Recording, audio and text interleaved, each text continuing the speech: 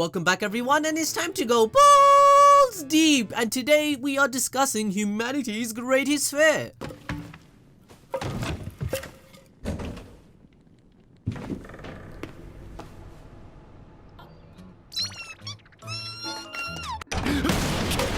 Oh, Boruto, an anime we all have a love-hate relationship with. The constant filler episodes disguised as canon is taking a toll on the fans. Don't worry guys, I understand. Senpai is here for you. Who misses the good old days of Naruto fillers actually being good? Better than Boruto's, that's for sure. Sometimes it feels like Boruto's anime is building on its own demise.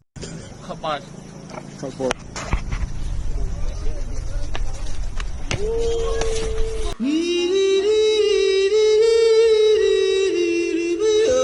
Good times. I mean, in Naruto, some filler episodes were good enough to be mistaken as canon, such as episode 101, Kakashi's face gotta see gotta know, and Tales of a Gutsy Ninja. However, Boruto the anime unfortunately always falls under a slump when they move the plot back to the Leaf Village life. Why do the writers do that each time? Don't they know it's boring? Think about it. We all live mundane, boring lives where we do the same cyclic task of eating, shitting, working, and sleeping every single day trying to find some purpose. That's why we try to escape this genjutsu we call life by watching media such as anime to see characters have more fruitful ones that could motivate us to better ourselves in real life. So now watching goddamn ninjas, I mean magic wielding, chakra killing ninjas that can summon animals or perform insane feats, live normal lives like us?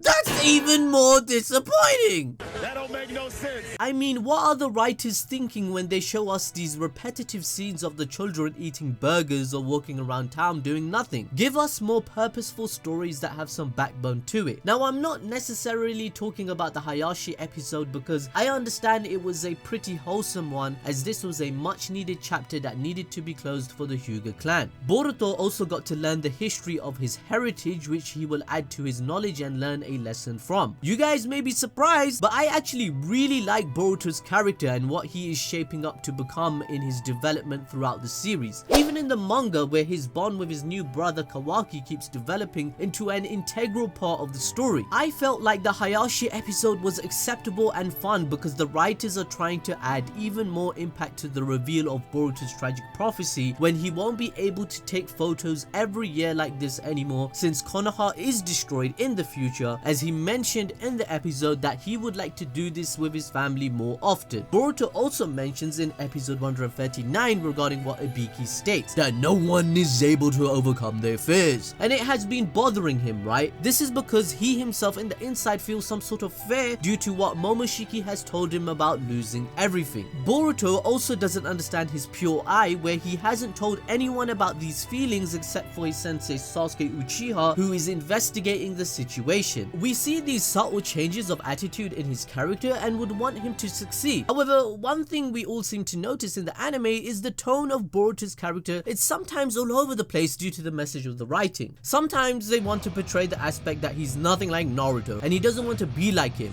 For example, he likes different food, has different hobbies, has different jutsu, has different ways of talking, and doesn't want to be Hokage at the end of the day. At other times, they show that he's exactly like Naruto, such as the previous arc where he says the exact same things as him, the same jutsus, and talks just like him. Boruto is someone that can learn any jutsu he wanted due to his natural ability. Now, I'm not saying it's a bad thing if Boruto learns Sage Mode, nor will I be sad due to the ending displaying it. I'll talk about this at the end of the video. In fact, I'll actually be excited to see Boruto Sage Mode, but it all depends on what the writers are trying to portray. Do they want him to be exactly like Naruto, where he has the same jutsus and is compared to him all the time naturally as viewers will do so, or is he his own person with his own experiences that literally states in the first episode and manga chapter that it is? On the other hand, I will argue the fact that the writers did try to portray Boruto to be way more intelligent by figuring out Urashiki's powers and understanding Jiraiya's concepts immediately other than Naruto, but my point is that this problem has been occurring in every arc in the anime, not only that specific one. And oh my god, I just realized I reminded myself of Urashiki! Moving on, in the latest episode, it also focused on this girl named Namida that always cries. Fam, Fuck off. Why is this girl trying to be a ninja if she's such a weak-minded bitch? And who the hell is Team 40? Whose mans is this? I didn't even know the number goes that high. What is this clan that they mention? How does their jutsu works? And why is this samurai girl so rude for no reason? Why does Mitsuki act gay?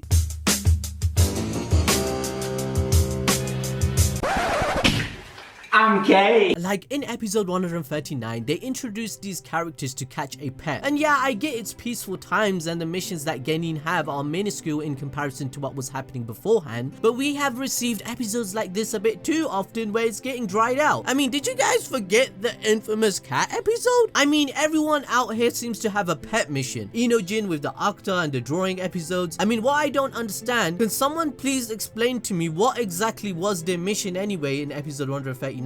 We were never told about it. Why are they stopping a wild bear from eating his prey? Isn't that the cyclic nature of what animals do? The guy wanted to munch on his food as they are designed to do. That's what animals do. That's hella selfish, fam. You took away his food. In Konoha, there seems to be an influx of genin that are not strong or have enough to do, and these genin like missions that will allow for meaningful growth unless they are team 7 or 10. Come on, fam. None of these other kids would survive 2 seconds against Zabuza. In episode 137, one of my favorite genins from the new gen, Sumire, is gone. Sumire was one of the better developed characters, but I guess her leaving the ninja lifestyle follows the manga and it makes sense. But I felt as though her send-off should have been a bit more impactful in terms of why she came about this decision. She decided to leave about 30 episodes ago, so a reminder for viewers would have been cool, please. What I don't understand is that the writers have already forced viewers to invest into her character due to her development, so isn't everyone owed an explanation as to why she's suddenly leaving the whole show? I felt like I got scammed of my feelings since the value of what transpired with her departure was minuscule in comparison.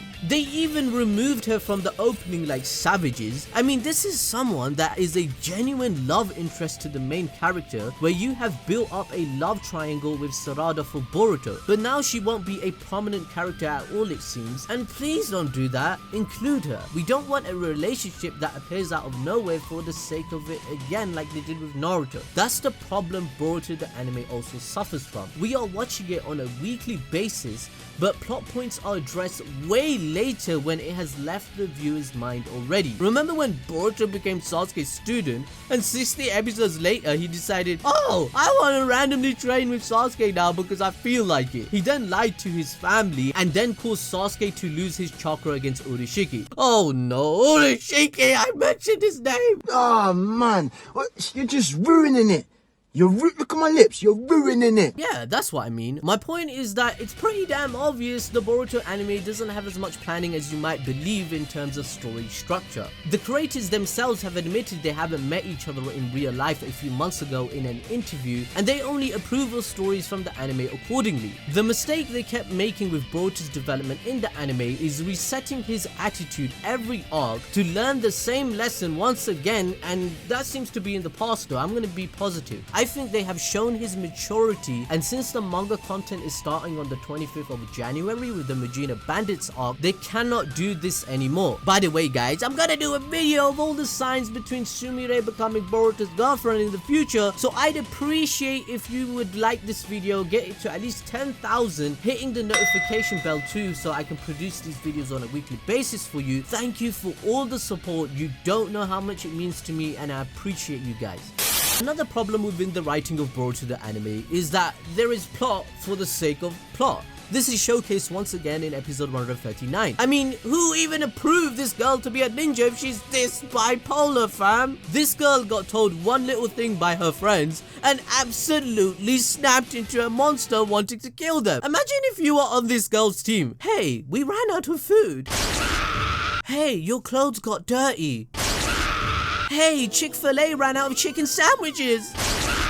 Okay, I'm just kidding just a little, as Sarada does explain that this never happened usually in the academy and it was under control, and her ability helps a lot in missions. She's basically going through a similar experience to Naruto where people fear her. She is lonely and hates herself for what she has been passed down. Recycled content we have seen before. Also, yet again, we get no explanation on how her jutsu works, what it is, and what the clan is that they are talking about. We are just told this information as facts to believe them for the plot to work. The world building and lore is informed to us so poorly in the anime, and this tends to happen with all the side characters that will not appear again for another 50 episodes. That's why none of us care about them. For example, in comparison to the new concepts in the manga, Okyo Kodachi is explaining every single thing and why it is happening, such as Jigen's Ant-Man abilities or how the karma actually works. This is how you are meant to write a story, not the episodic Scooby-Doo format we get in the anime. At the end of the day, the message of the episode is clear regarding how to treat others as we have seen it before, but I would like that they do something else with all of these side characters instead of the trend of dropping them after one episode like they did with all the others. On top of that, they introduced Ibiki back to the show, and I was shocked because Ibiki looks like he did not age at all. But fam, look how they slaughtered the women such as Anko and the 5th Mizukage. The consistency is all over the place. What is the anime trying to say? That women are not queens?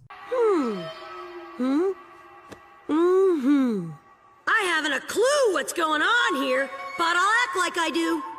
Also, by the way, who do you think would win in a fight? A war veteran that helped fight pain and is renowned for torturing people for answers, or a 12-year-old that's angry? But we all know by now that power scaling is all over the place. It's literally non-existent in the anime. They did Sasuke way too dirty in the last arc. Ibiki's whole plan in the episode was to cut off this girl's arms instead of creating a real plan to save her life. How did he even lose to her so easily? The choreography was so trash and always has been trash in the anime every single fight most of the time. It's the same movements over and over and over again. Everything is too censored in this show. They hardly show any blood anymore, whereas in the manga you see bodies absolutely exploding into bits and pieces.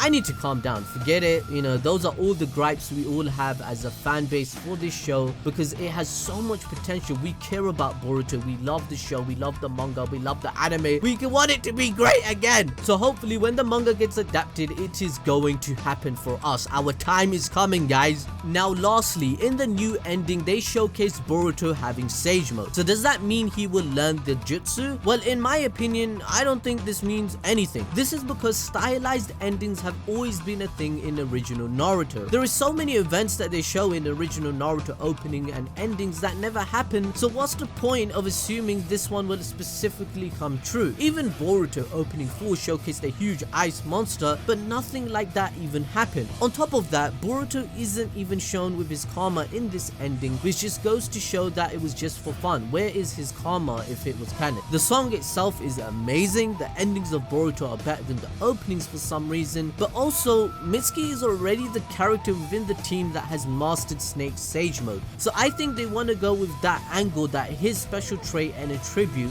in his fighting style is Sage Mode. Boruto's uniqueness is his karma and pure eye, while Sarada is her Sharingan. However, the ending does showcase manga panels such as Momoshiki, and that's canon where he states Boruto's prophecy, so who knows what's going on. At the end of the day, if Boruto does end up with Sage Mode and all 4 chakra natures like they showcase in the ending, of course I'm going to be all over the moon and hyped for his character, fam. Who do you think I am? I'm not going to complain about that or think that's bad. That's crazy talk. I'm just going to reserve my judgment on whether or not he is getting it, because we are trolled all the time by the writers. Anyways, guys, that is everything I wanted to say. Please check out my other videos. Follow me on Twitter or Instagram to stay in contact with me and tell me topics you want me to do. Be sure to let me know. Thank you for watching, and I'll see you guys next time.